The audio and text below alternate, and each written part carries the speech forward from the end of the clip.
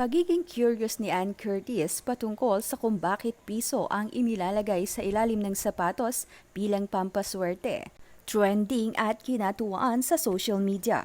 Kwento ni Vice, kasi may sumali rito, pampaswerte daw yun, naglalagay sila ng piso sa sapatos. Ano yon, parang superstitious belief. Na, ano, bakit? Tanong naman ni Ann. Swerte, sagot ni Vice sa kanyang co-host.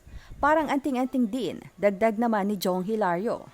Pero bakit piso? Curious na tanong pa ni Ann. E di 150 mo kung mayaman ka. Ann, Diyos ko, dami naming iniisip, pinag-usapan pa kung bakit piso. Biro ni Vice Ganda. Gusto ko malaman, anong meron, like a dime? Tanong pa muli ni Ann Curtis. Di namin alam kung bakit, kung saan gagamitin. Basta confidential. Ito na lamang ang naisagot ni Vice. Kinatuwaan naman ito ng mga netizen